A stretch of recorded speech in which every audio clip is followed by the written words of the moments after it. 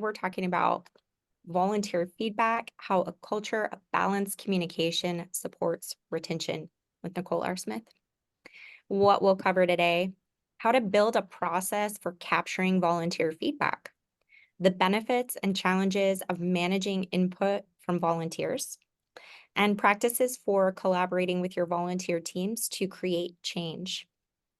And stay tuned to the end because we're also going to discuss sorting the valuable feedback from the noise, hosting meaningful conversations, and how to build trust throughout the process. So, Nicole, tell us a little bit about what does volunteer feedback really mean? What is it? Well, to me, the short and sweet definition is getting the information that you need to keep people coming back. And that's how it ties like directly into retention. Um, because when you have that information, it provides you with so much and you can go in so many directions to create new things, implement new things, and just take a pulse on how your team is feeling. Because if they don't feel connected or heard, you're going to lose them. So that's what I think. Yeah, absolutely. And you have some really in-depth experience that led you to this definition, to this understanding, to all of these processes. So tell us a little bit about, sort of your background. And I know the podcast is a big part of it, but just like give us the story arc of like what Yeah. happened for you. So as I started in volunteer engagement, like I wish I had things like these that to tap into to learn. Um, and one of the things that was always important to me, because I was like, I want to know how people are feeling. So I had basically I had a suggestion box and I had them in several different places in the organization. And I would I would sporadically, like if I'm just happening, because our suggestion box was in our clubhouse. So if I just happened to be in the clubhouse, even like during an off season time or whatever, I would just pick it up and I would be reading the feedback as I'm walking back to my desk.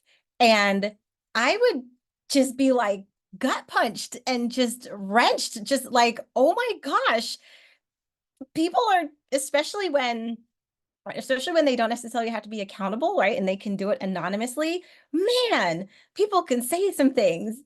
And it was and it was funny because I worked in the theater, like theater arts. And so a lot of the people who were volunteers, they were retired. So I'm reading this feedback and I'm like, aren't you a grandmother? Like, how are you so mean? Like it was so tragic and just so some of it was so hurtful. And and so it would wreck like the entire rest of my day. And so I had to like get to a point where I learned to manage all that. And we're going to talk about that. But it's kind of what initiated the from the suggestion box, because the tagline of that is navigating feedback, the good, the bad, and the say what? Like, what did you just, how did you fix your mouth to say such a thing, right? And so it got to that point where I grew, and and that's where the other tagline I have is, making sure that the good stuff doesn't go to your head and you get all pumped up, but the bad stuff doesn't go to your heart and you end up questioning yourself as, a volunteer leader. So that is where the podcast came from, because I eventually grew to a point where I would laugh at some of the feedback at this point. I'm like, okay, ha ha ha. And I wanted to put it like in a book and put it together for volunteer managers, just to be able to read through, number one, to relate, to be like, you're not the only one getting this outlandish feedback.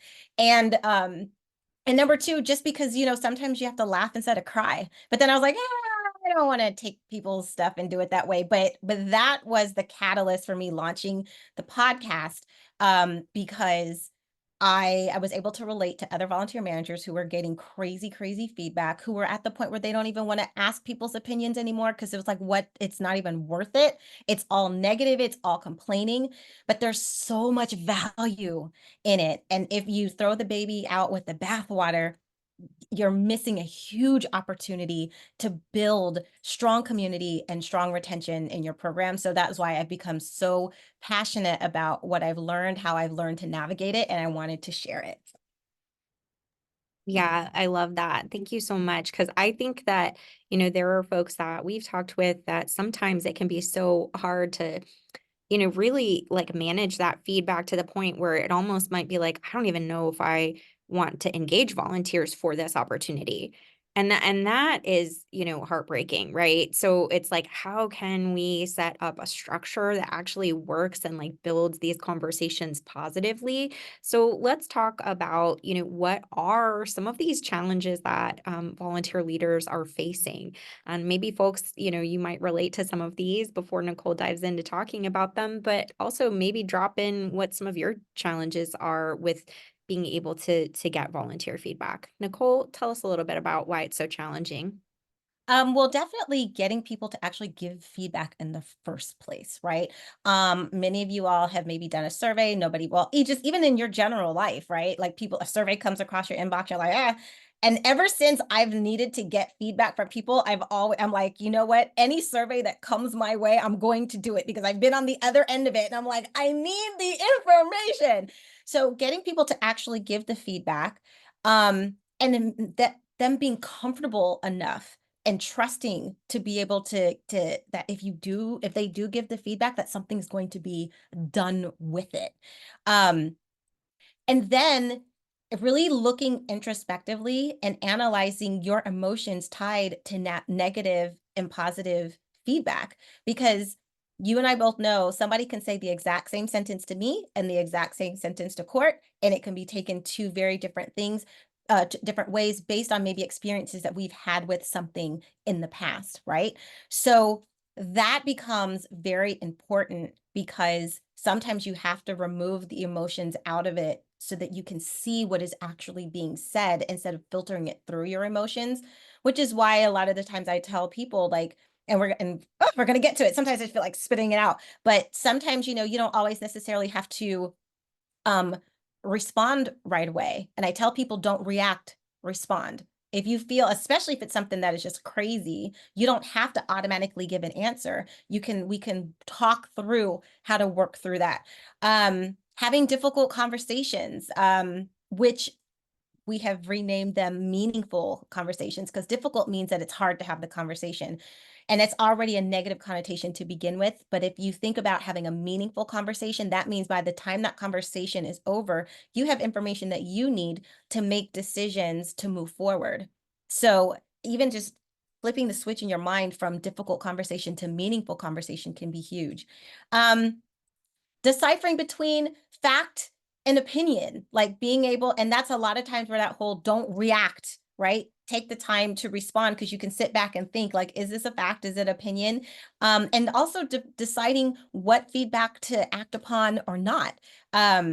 Managing the volunteers' emotions. Sometimes volunteers will come to you really, really frustrated, right? Like they've have shown up for an assignment 6 times in a row. Door has been locked every single time. There was nobody there to open the door. There was nobody answered the call. So by the time it gets to you, they're frustrated and they might be elevated in voice. Like, and they're not necessarily mad at you. They're mad at the situation, but they didn't start off by saying, I'm not mad at you. I'm mad at the situation. They're just like venting, right?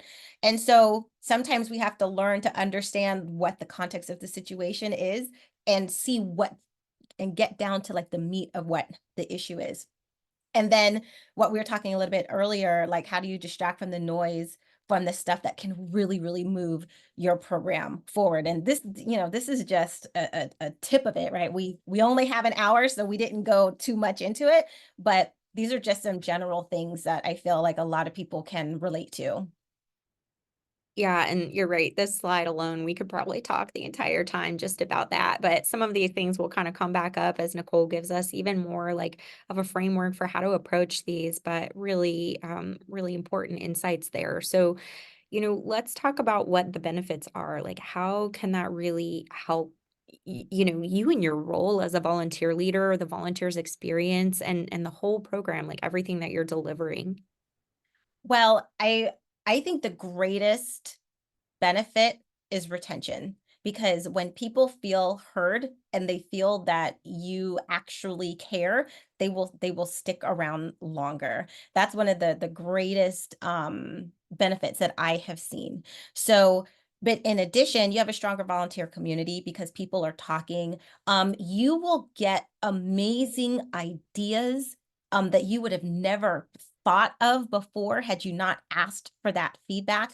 You can you have digital proof of the successes in your program, which come in very, very helpful when you have to get buy-in from people outside of your outside of your department for certain things, because you can say one thing, but when you have the digital proof to show it, it's a whole nother story. And especially one of the things I've loved about it, and it's really has quelled the, well, it's not just me, but all the other volunteers feel. And so I'm like, great. In order for me to be able to take this to my supervisor, I have to show that, like a certain percentage of the volunteers feel this way. So encourage them to put it in the survey. Two things have happened every single time. Number one, if it was that person who was just trying to drum up drama, it went away because they were the only one that felt that way about it. And then sometimes I could have that direct conversation with them. But number two, if it was something that really was an issue, I now have digital proof of it. And I say, and like we have 30 volunteers who have said the same thing. And this happened once when we had a manager who was not nice to the volunteers. And my supervisor sometimes couldn't see it because they were like, oh, but they're so nice. He's like, yeah, they're nice to you because you're not a volunteer. But when I pulled up the survey where it said so and so said this, so and so made me feel this, so and so da da da da da da da da da da da da, and I was able to pull it up, it was then that she was like, oh, we might have a challenge. So it is very beneficial to help give you that information that you need to back you up with what you need to do as well. And then building trust. Trust is huge. Trust is huge in this whole process. But those are like some of the main benefits of feedback. Yeah, that's really important too, to be able to share with the volunteers the why of the survey and like letting them know. I mean, it sounds like you were able to say to them, like, this helps me do my job. This helps me, manage this program. And if you can participate and co-create that with me through your participation of this Yes. survey, it's it's not just like a link in an email anymore. Right. You know, Exactly. there's some like Exactly. context to it. Exactly. All right, so let's talk about that trust. Yes. So building trust is imperative. And this has to happen well before you ever ask for feedback. This has to be something where people, and this is one of those ways that you can create an environment for people to actually give feedback. Because think of it, and just think of it in your own life, right? How many times has maybe a boss or somebody has asked for your feedback and you're like, well, what's the point? You're not going to do anything with it. You don't really care. Like they say this, but it's all lip service, right?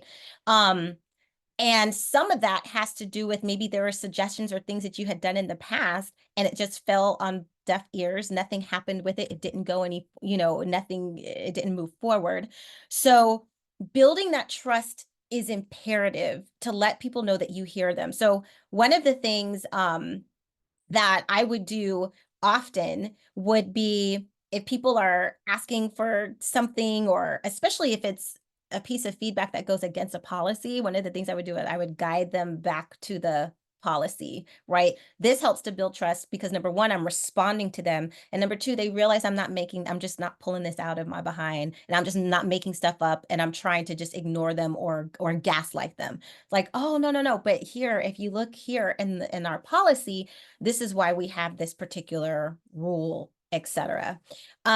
Showing volunteers respect. This is so huge for me. I wrote a blog about it calling "Give Respect, Get Respect," right? Because both trust and respect are earned. They're not given, right?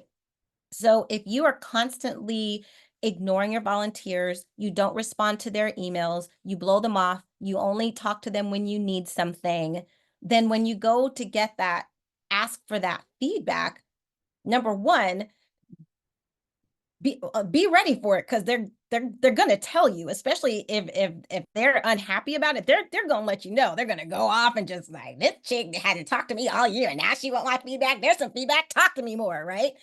Um, or they will just like, again, like we said, what's the point? There's no sense in filling it out. So it's those little things, like if somebody emails you, respond to them in 48 hours or whatever that is, or like set up some protocol that like you will get a response within 2 to 3 business hours. And even if I don't have a direct answer for whatever your question is, I will at least acknowledge that I've seen it and hey, I'm working on it until something. But there is nothing worse than being ignored.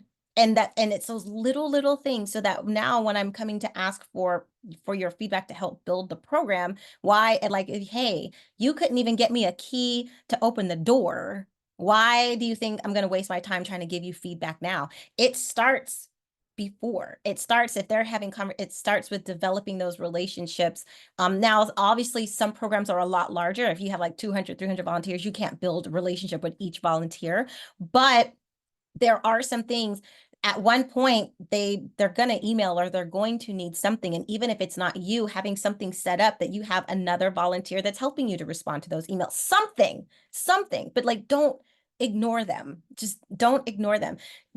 Talk to them with respect. Talk to them like they bring a wealth of knowledge, like they do. I don't know why this notion that people feel like volunteers are not smart or uneducated, like it blows my mind.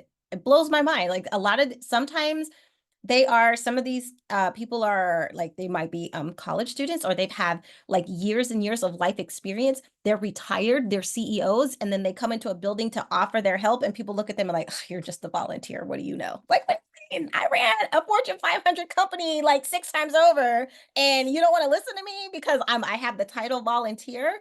So show them that respect. And then establishing those communication channels, I think it's so huge to building that trust. If people know that they can communicate not only to you, but get a response back. So if that is through emails, if that is through Slack channels, if that's through the volunteer portal, making sure that they feel informed and that they know what is going on. I think one of the things we had talked about is there's nothing worse than if you volunteer at an organization or you work at an organization and this may and may not have happened to you, but something comes on the news about this thing is happening at this organization, and you're like, I work there or I volunteer there and I didn't even know that. Like, how did my next door neighbor find out about that before I did? And I am a part of the organization. Like, those types of things. Now, it's different if it's bad press and they're like trying to uncover a scandal. Like, that's something completely different. But if it's a new initiative, it's building, letting people feel like they are a part of the organization and having that buy-in and acknowledging their ideas and doing something with it. Because it's one thing to be like, oh yeah, that's great, and then don't do anything. And you can't always necessarily do something with all of it. But let's say you get 5 ideas and you can do at least one of them, communicate that back out. Because I think most people are realistic and they don't expect you to be able to do everything. But if they see that you've been able to implement one thing here and one thing there, that, hey, there's some hope and we can still throw out ideas and see what might stick to the wall. Yeah, that's amazing. And there's so many creative ways of creating those communication channels now. We have so many tools for doing that, no matter the size of your programming. And that can really help you. We have some materials on that, and I know Nicole, you do as well, like how you can create that. And I love that idea of even just communicating. If you have like a volunteer newsletter, you could send it out and say, we received 27 amazing ideas. And we were able to implement through these resources, 2 of them, like this year. And we love your feedback. It's like just letting them know. You don't even realize that you could say something like that. Like, oh, what if I say we did? But it's actually kind of a positive thing because it lets people know that you read everything. Yeah, because people feel like once they hit submit, it's going off into the abyss Yeah. and nobody's really paying attention to it. Yeah. So, yeah. And I think we're all sort of more used to that, getting sneak peeks of behind the scenes stuff on social media. Everybody loves a behind the scenes, get ready with me kind of post, like what is this? What is this person's routine? And so there is a little bit of that curiosity of like, okay, what's your routine as the volunteer leader? Like, how are you going about this process? So tell us a little bit about some of these ways that you could collect and receive the feedback. Yes. So here's just a couple of ways. There's verbal one-on-one, right? Again, if you have super large programs, you're not going to be able to talk to everybody, but you in the course of the day, or you're talking to an admin volunteer, or you're walking by somebody in the hallway or whatever, right? Just having those conversations. It's amazing. What I used to do when I was at the theater is I would go in and sit down in the clubhouse where they were all getting ready and putting their uniforms on, and I would just sit in the clubhouse. Now, let me tell you, I'm an extreme introvert, and having conversations after conversations after conversations, like it just, for the longest time, I had the mindset if I just gave everybody what they needed and they had all their materials to do what they needed to do, cool, they can go do it. Until I started getting feedback that I seemed like standoffish. And it's not that I was standoffish, it's just the thought of sitting in a room full of 25 people coming in and out and having conversations used to just like stress me out. So I was like, whatever. I got my mind right. I would prepare myself mentally. I would go in and sit down in the room where they were. And it turned out they weren't all trying to talk to me, but they liked just having me in the room. And they would turn and include me in the conversation and then go back to theirs. And just little things would just come up, and things that I would hear that I would have never gathered had I not just taken that time out. So if you have that type of opportunity to do that one-on-one or in small groups like that, or while you all are, working, maybe working a table at an event, or, whatever, just having those opportunities to talk to people one-on-one. Surveys are huge. I am all about the survey. Take the survey, do the survey, get your surveys out. Volunteer advisory teams, these are huge, huge, huge, huge, because even if you can't talk to, like I said, if you have 400 and upwards, you can't talk to all of them. But if you have 8 to 10 people on an advisory team that represent the different roles of volunteers, and you get them in a room and you talk to them and be like, okay, how's everything going for the docents and tour guides? How's everything going for the run lead? How's everything, whatever the the title of the role is, you have a representative of each one, and you sit down and you have a conversation. How are things going? You can get that direct feedback and understand what's going on. And in one particular case, we had an incentive structure and we were going to change it. And we were all in a room. We were like, okay, we're changing the incentive structure to this. And our admin volunteers were like, that doesn't work for us. It really only helps this other subset of volunteers, but because the shifts are longer and just all these other things. And it was like, oh, we would have never thought about that. We would have never thought about that. So advisory teams all day. Um, Suggestion box. Like I said, I had some like actual literal suggestion box in different places where volunteers could access it, but also I did a digital suggestion box. So if it was on like the homepage of our volunteer portal, it was a suggestion box. It went out in the newsletter. It went out in just about, if there's any type of like places where volunteers went, there was a link to it. It was in their upcoming shift email. It was in there. And then sometimes we did like, and all of this part was automated too. So talk to your IT people. But sometimes it was like, how was your shift type of thing, and let us know. And 9 times out of 10, it was always like, well, this is what went wrong, which is fine, because I would rather know. And it's getting them right in the moment of it. Um, and we were able to address and capture so many things with that. And then the last thing is data. And this is why I'm so passionate about the surveys, because the surveys help you to collect that data. Man, it can, that data will tell a story that nothing else will. I've been in many situations where I would say things all day, and then until I showed my supervisor the data, she would be like, "Oh," because she was a numbers person.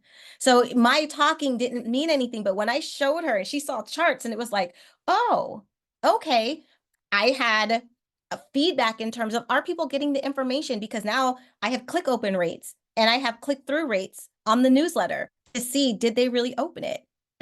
Okay, what were they engaging with? This is that indirect feedback that nobody's going to come up and say, "Hey, I went through the email and clicked on this." No, but you're getting that indirect, not necessarily from, I mean, obviously it's directly to you, but it's indirect feedback from them in terms of what they're engaging with, what they like, what they don't like, just by observation. So these are five that I really, really stand by because they've been absolutely successful with everything that I've done. I'm also thinking too, when you're bringing up these types of data, I'm thinking like one type of data that I've observed is like a shift we just literally could never fill.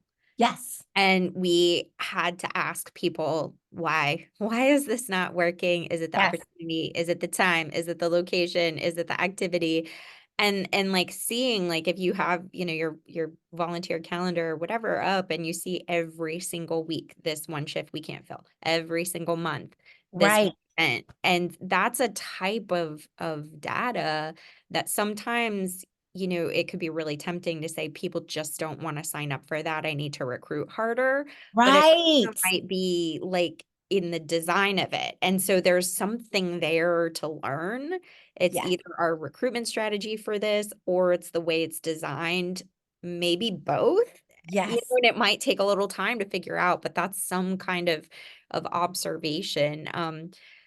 So, and I'm also thinking too about the suggestion box, and I know that you sort of changed your relationship with the physical suggestion box that you brought up earlier. Yeah.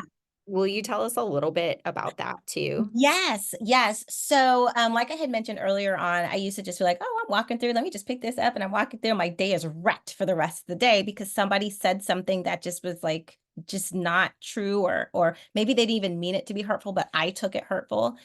So, one of the things that I stand by, and I really want to encourage you all to do, is when it comes to getting feedback.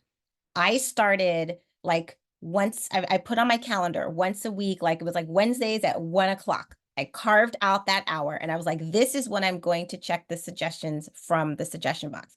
Also, caveat, I used to tell people that they would get a response within 7 business days from when they suggested it. That way it gave me the liberty to be able to check it once a week without them feeling like they're ignored. But I communicated that ahead of time.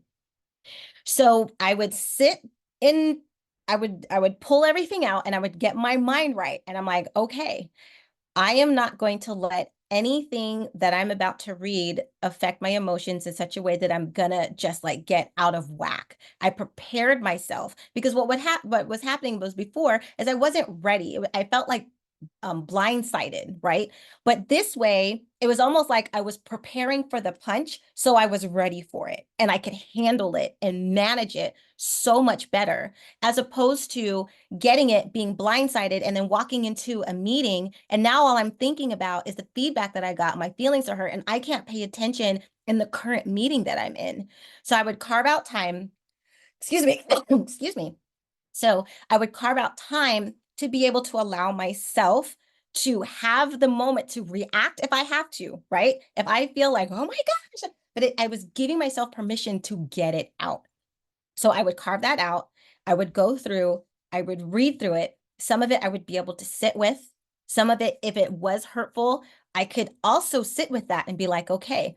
But I also had the time to think about it, see where they're coming from, take after feeling the emotions, then putting them aside and trying to really see really where they're coming from. And then and again, it's not always horrible. Sometimes it's absolutely laughable. Like we had a whole situation with snacks, right? We would have people who were like, we want more chips and soda and blah, blah, blah, blah, blah in the vending machine. And then literally I would open the very next thing and it was like, we need healthier snacks. How come we don't have bananas and fruit? And it'd be like, really, people? right? So it would sometimes it would just get laughable.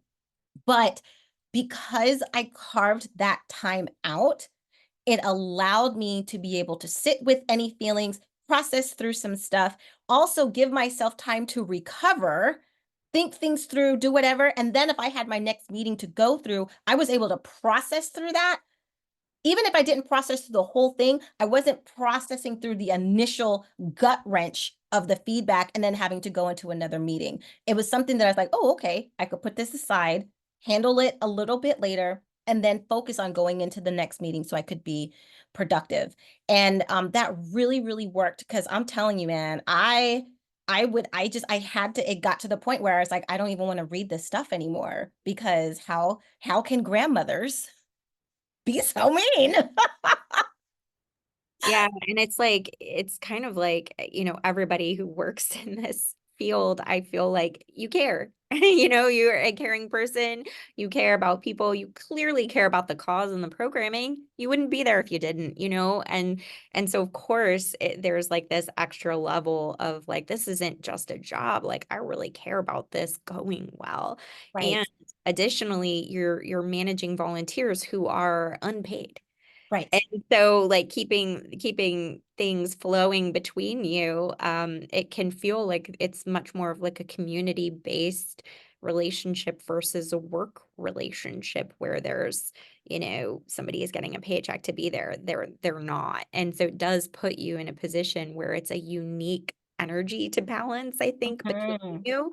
mhm. Um, and I'm also curious too, Nicole, when it comes to like the verbal feedback, and maybe there are some folks who have programs that are like really, really large, like could it be a creative idea to have like some of your volunteers who are maybe more in a team leadership role, or like a mentorship role, to kind of gather that feedback directly from the teams that they Yep, help you with? Okay, cool, yep, cool. exactly. And that's kind of where that whole advice, that advisory team. They kind of become like those leaders of their particular role, and people can filter through them. And one of the things that I loved about the advisory team is that sometimes people would have feedback, but they wouldn't necessarily want to tell me, but they would tell their peer. And so because they were more comfortable. So they would tell, so that person would be like, hey, I'm going to tell you this. Please pass it on to Nicole, but please don't tell her who it is. Cool. I don't care. I don't need to know who it is because what's important to me is the feedback and that you get the answer that you need. And so that person would come, bring it to the meeting. We would have the discussion. I'd be like, okay, well, please tell so and so. Thank you, number one, for bringing it. And this is the solution that we have for it.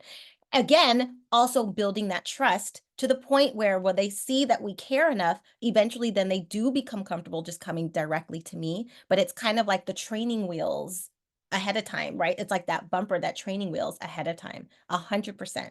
I totally believe in volunteers and in like leadership roles to help with that. And Nicole, just so you know, I would have asked you for both chips and apples. So in case you're curious about what I would have dropped in the suggestion box. But Well, I know, right? Hilarious. Well, and then one more thing too, where I was talking about like disconnecting the emotions from it. Because like let's just say I did an event and I went and did a literally above and beyond everything. I left it all on the table. And then I come up and the suggestion is, oh, well, you didn't do this or this part was missing. And I'm just like, but wasn't it good enough? I laid everything out there. Da, da, da, da. And then those are the times where I was like, but you know what?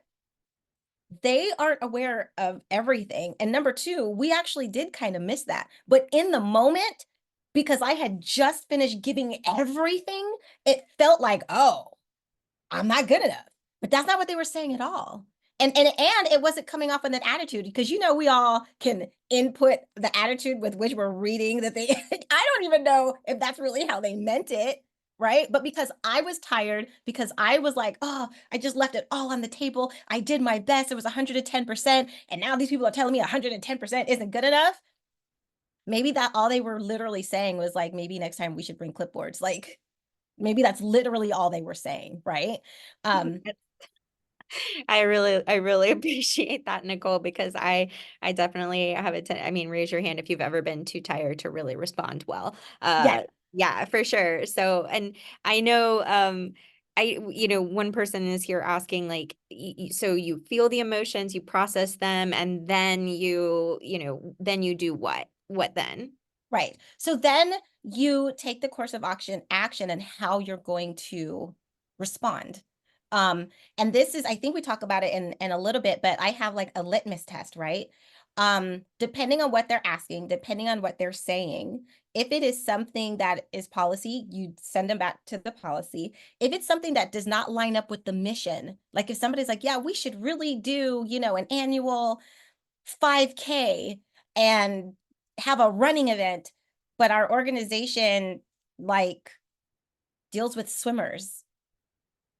Like make it makes unless they can figure out a way to connect it, but like that doesn't align with our mission. So if you can, I love your idea, but if you can realign it to the mission, then I'm all about doing it. But we can't do everything, right? So we can't do everything that everybody has an idea for. So does it line up? And if it's something that we can't do for whatever reason, budgetary, whatever, then respond. Love this idea. I will, I'll present it, in our next meeting, whatever. There are some budget constraints. I'm not sure if we're going to be able to do it, but it is okay. Somebody told me today, which I love. They're like, no is a full sentence. But I wouldn't just be like, no, but what I'm trying to say is don't be afraid to say no, or don't be afraid to say we can't implement that.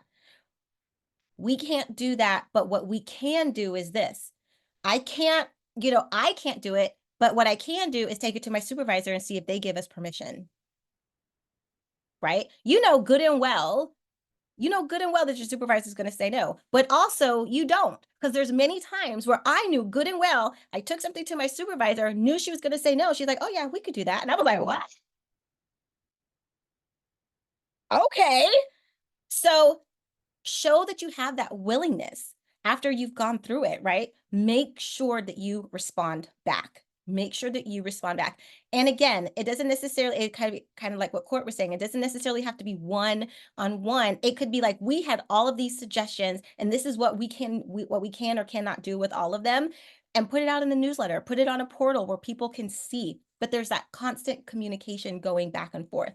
And so moving like onto in terms of surveys, right? So for me, this was like in terms of surveys, when do you do them? Like how often do you ask that feedback? It really is what works best for your organization.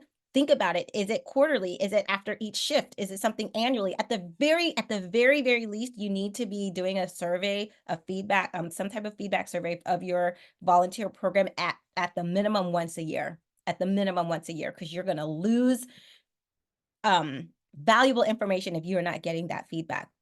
But sometimes, and again, I know sometimes after each shift can seem like a lot, but talk to your IT people. Hey, this is what we would like to do. A lot of this stuff we got automated. And then I knew like it would go into my inbox, and I knew like I said, on Wednesdays I would go to the box, check it, go through it. But what you can't do is every time you get something in, because then you're going to spend all day just responding to suggestions, like, and that's also not very efficient. But you manage the expectation. You will get an answer from me within X amount of business days, right? Because 7 business days is it's a week and a half, right? It's about a week and a half ish. So it gives you that time, but then you have to be mindful. Now, if you say that, make sure you're doing it, because if you're not building trust and you're not going to get the feedback that you want. Yeah, I really appreciate that, because you don't want to end up getting stuck at your computer feeling like a customer service agent Right. where you're responding constantly all day long, because you might need to be out here developing your program, or out here, getting resources, or out here coordinating something else, and or hosting a group that's volunteering. So you can't just be responding immediately. And so I really appreciate that, like setting the bumpers around it. And also that automation piece. Like I know for us, those who are in our Get Connected network using our software, we have, features that we can set it up to where it's like, thanks for volunteering, like confirm your hours, answer this question, how'd your shift go? And then it's all stored for you in one place. And you don't have to look at it after each shift. You can look at it once a week and just read through everything at one time, save yourself a lot of time. So yeah, anything you can do to support yourself and being able to get the process set up so that it's not taking all of your time all day long. Yeah, you can get and listen, um, get an admin volunteer to help you go through the emails because then you can even answer faster. Exactly. That's It's fun. amazing. You don't have to, again, think bigger picture. You don't have to always be the one doing the work.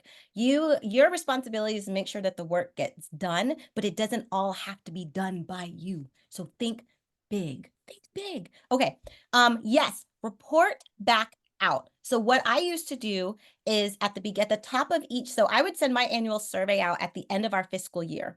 And then at the top of our fiscal year, what I would do is like, these are the goals that we have for the upcoming year. And it is based on the feedback that we got of the suggestions that you all gave us. So what I would do would be based on the feedback that you gave us, these are the goals for the upcoming year. And then also I would say, these are the goals that we accomplished last year based upon the feedback that you gave us. You all suggested this. We were able to accomplish this, and this. These are still in the works. This is just not in the plan for right now, but we are grateful and we love the idea, but it's just not something that we are planning on moving forward with. So it was, and we called it like our annual town hall. So so a lot of our goals were based upon the information that came in the survey, because now, number one, 100%, they know that you looked at the information and you are reporting back out on what it was. Right.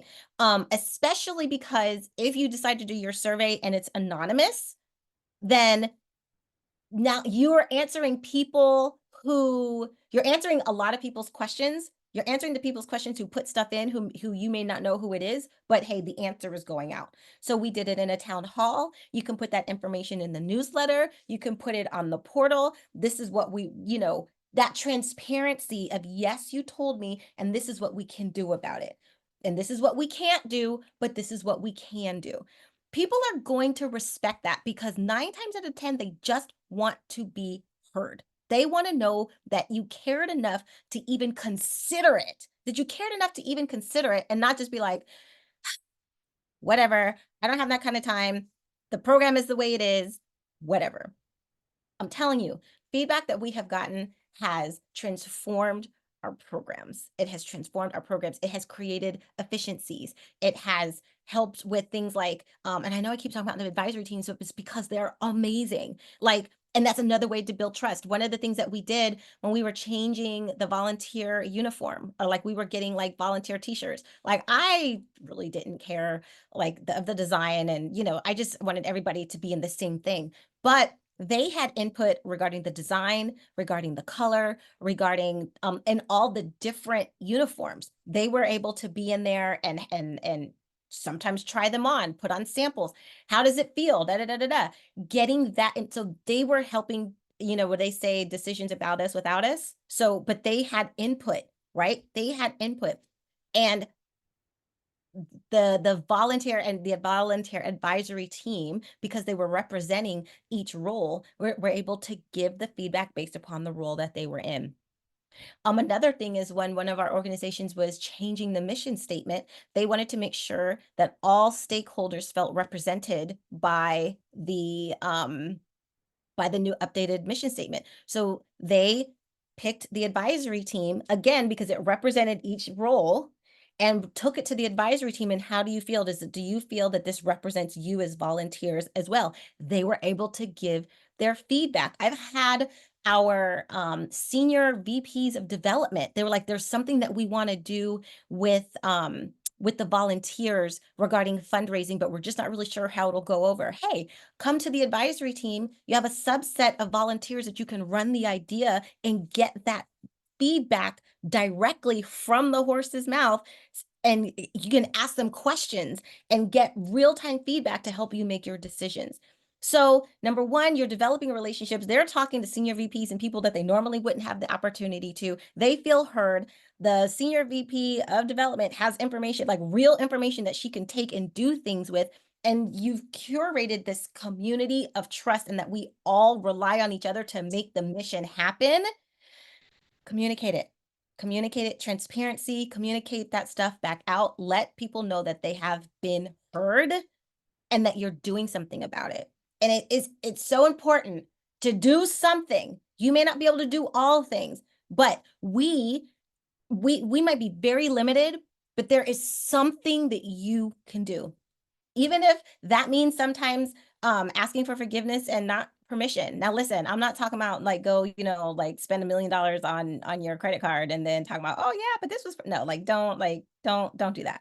But if there's something small, right? Something small that you can do to create a way of communicating back there, no matter how little power you feel you have, you are still empowered to do something. So look for those ways. And often you can ask the advisory team for their ideas and they will tell you and help you implement it and run with it. And you don't even necessarily have to do anything except for oversee it. Best thing ever. Best thing ever. Okay. Communicate it back out. I love that because I think one of the things that happens when you do have that transparency and that level of two-way communication, you've built that trust, you've built that expectation that this can happen. You start to tap into the depth of the creative possibilities within your community, and there are things that I've seen that you would never know somebody who comes and they do one volunteer role, but they have these other skill sets. But because you've built this transparency and communication, they're comfortable telling you about other things they have experience doing that actually can be really supportive. And all of a sudden, you've got someone graphic designing the t-shirt, and you're like, whoa, this is the best t-shirt we've ever had. And I couldn't Yep. have imagined it. So there's all kinds of things that happen, or you might get volunteer feedback that people keep asking the same questions and not understanding why something is a certain way, and then you're like, oh, it's time to implement a training. Like that gives you that we haven't done this training in 2 years and we have 100 new volunteers, so we probably need to conduct it again because we're getting the same questions over and over again. So Mhm. amazing. All right. So, what are some of these steps? Tell us a little bit about the steps that we can actually take and also a little bit more about that litmus test for feedback. Yeah.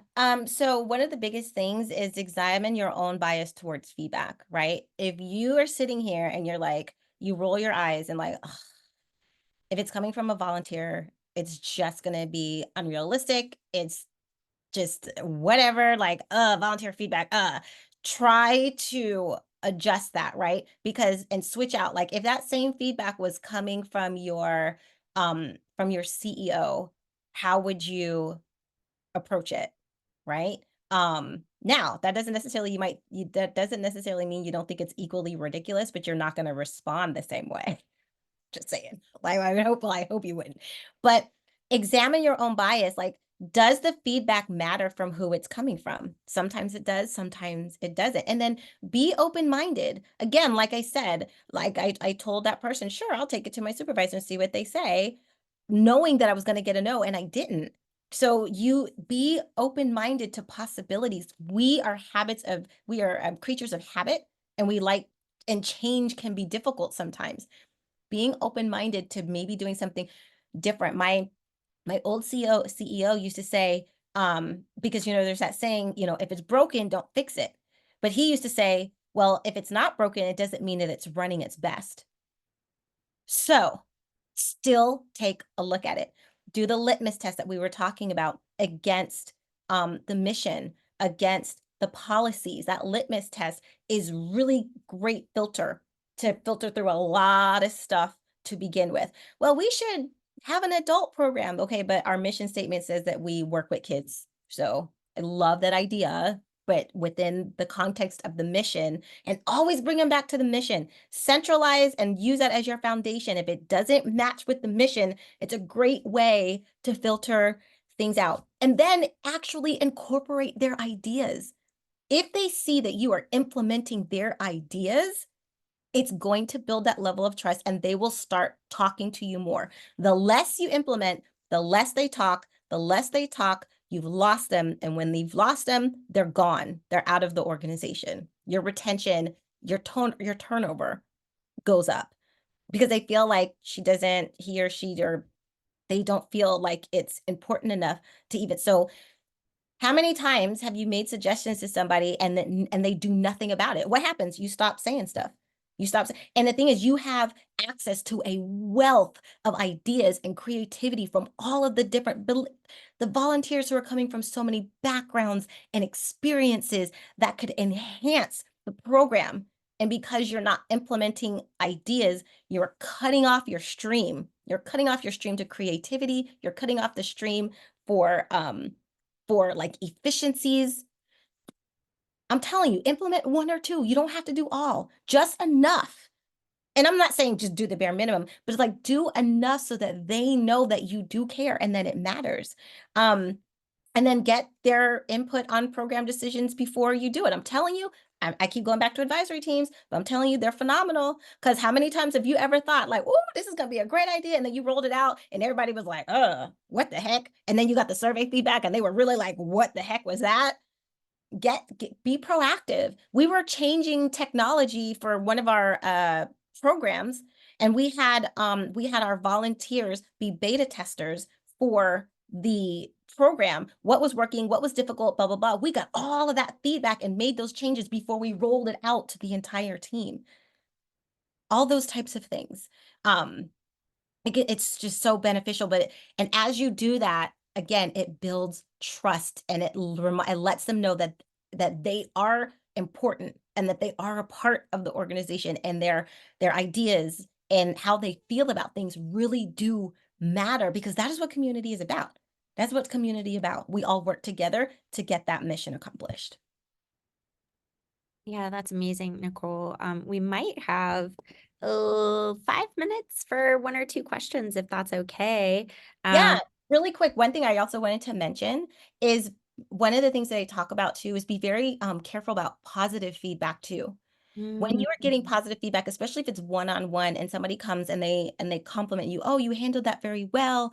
Like, just say thank you. I have a podcast one about it with Karina Sadler. Just say thank you and keep it moving.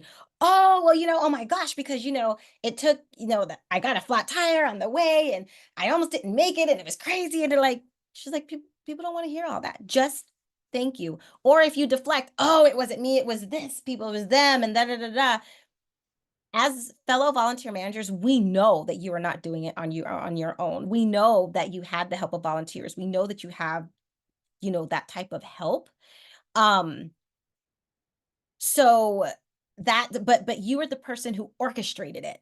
So the thank you and the compliment is going to you for orchestrating it. Even if the volunteers you still oversaw it. It was still your leadership. Just say thank you and keep it going. Oh no, no, no, no, no. Because some that can be taken the wrong way. Like, are they like fishing for compliments? Like, oh no. And you just do they expect me to keep saying something to because listen, if you didn't believe it, then it's not my job to convince you. Just you did a really great job. And I'm telling you, it's the hardest thing. So don't think because I've said it, I'm just like, oh, it's hard to just be like, thank you. that's a really But great point. it's hard. Just like receiving that. And that's kind of the interesting part about feedback is it's not always crunchy, it's not always Right. difficult. Sometimes it's nice and that can be vulnerable.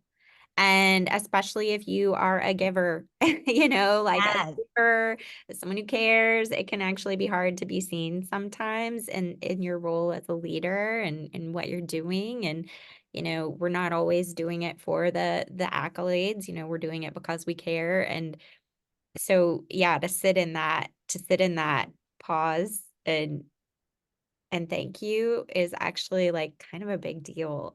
So I really appreciate you bringing that up, Nicole. That's the other part of feedback is that it can be vulnerable in a positive way.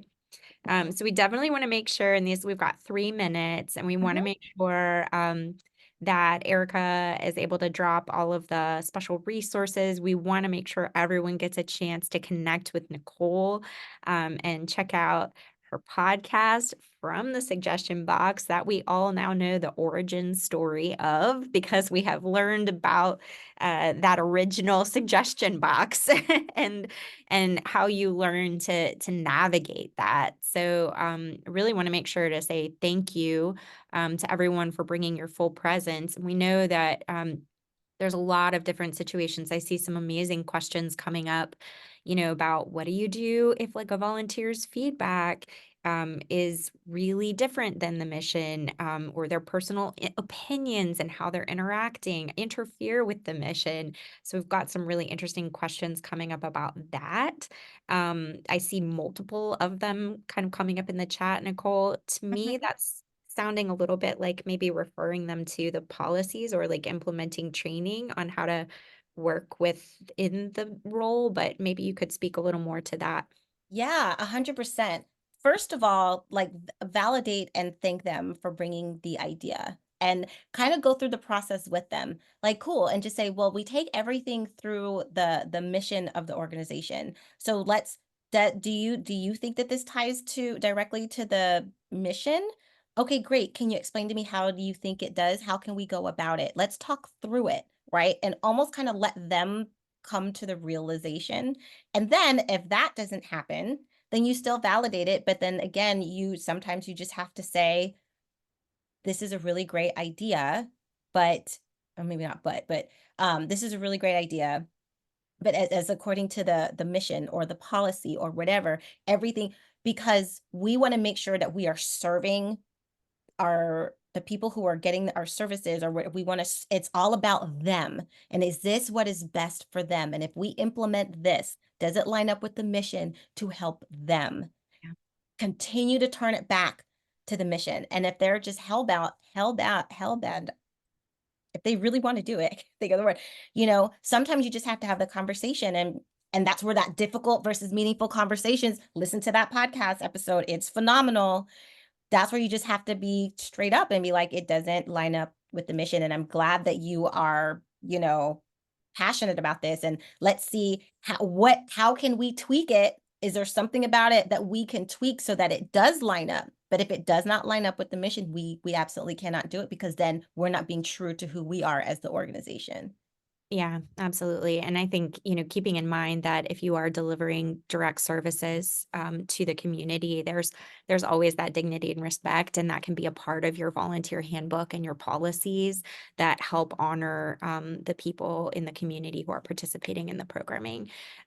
So I really appreciate that reflection, and thank you all for being here with us. We are right at the top of the hour, and we're so grateful to you for joining us this afternoon from wherever you are, and for bringing all of your presence and your comments and your questions. And thank you to Nicole for bringing this incredibly important topic, and for sharing all of your knowledge, your experience, your insights, and your resources. This was an amazing day, and I'm looking forward to forwarding all of these resources on Yeah. to everyone via email. Thanks to AK, thanks to Erica for being here with us in the chat. And we really want to see you next month. We're going to have Liza Van Zant come again and do an amazing exercise with us live. It's called the Identity Signs exercise, and it's going to help support talking about equity within your volunteer program. So really want to see you there.